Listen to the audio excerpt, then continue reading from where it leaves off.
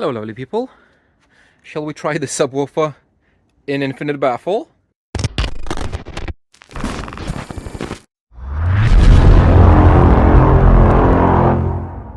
So first of all, again, thank you Heppa King, Frank, for this Alpine Status subwoofer, which looks sick.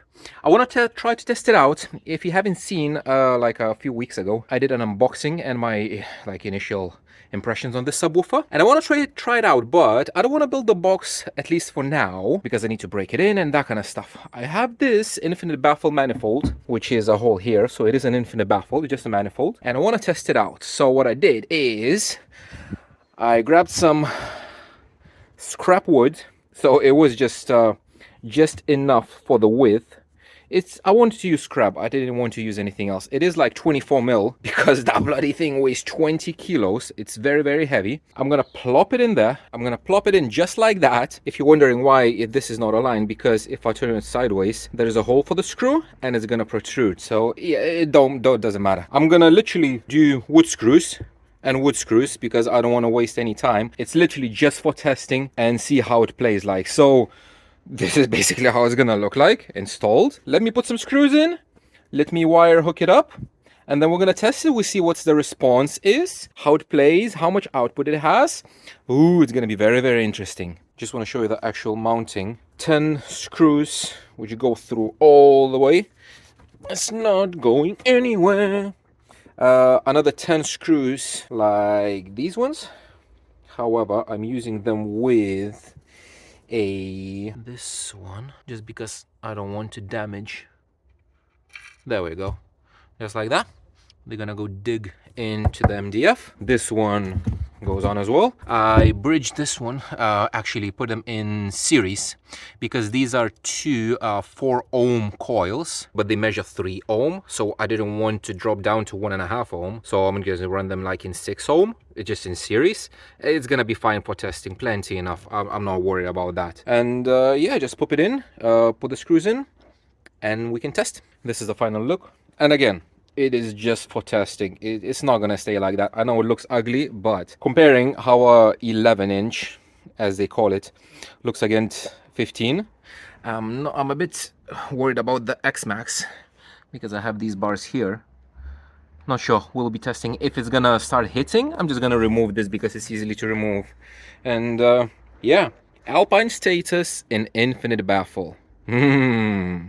Okay, I hooked it up. Usually I don't do any kind of flex or demo videos, but this time I think I'm gonna make an exception. So we have Tiga Rex City.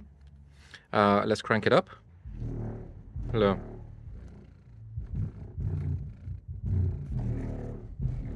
Basically, and the boot is open. Everything is rattling.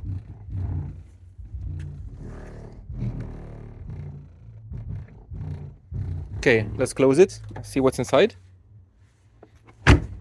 I did shut off all the highs and everything. Ugh. Oh man.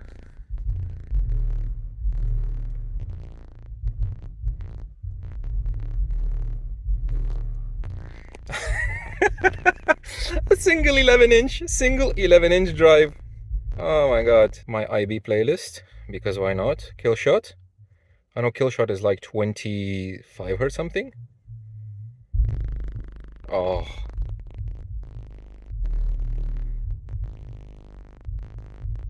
Oh my god, nice. Okay, this one, I know it goes like 30 hertz something. Yeah, it definitely rattles stuff.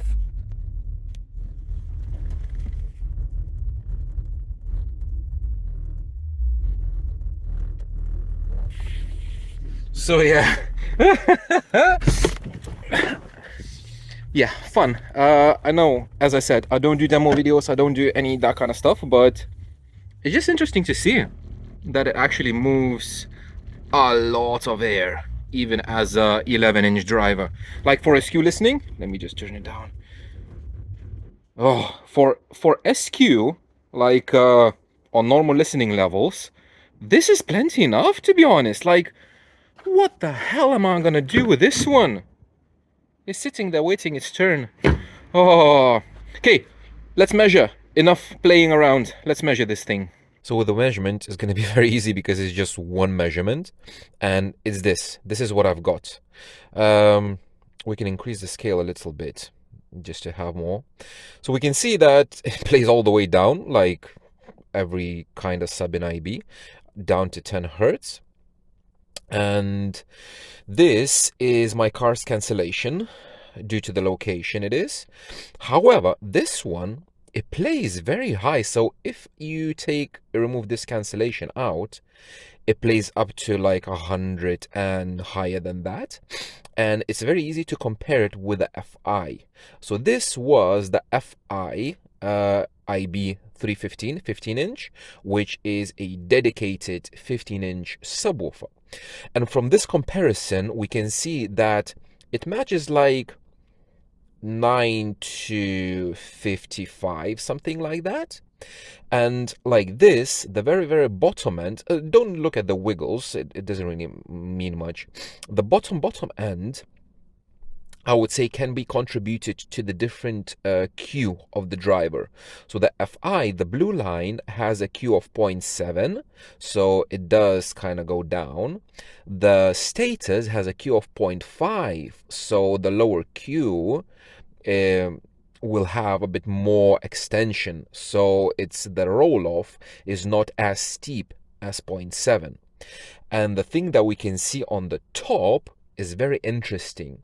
So you can see all the higher frequencies, like 100 hertz and above, are much, much higher on the status. And when I play the status, I can really hear it. So like, even if you compare like this, let me just squeeze the level a bit. And this, I would imagine, will be contributed to the inductance, the LE value of the TS parameter. So FI with a big massive coil, I would imagine it will have a high inductance, and the inductance wouldn't let it play high enough. However, status, with all the shorting rings and everything that it has, it's not advertised, but I guarantee it has it, because if you look at the level, like 20, 30 hertz, you have only minus 5 dB down at like 100 hertz.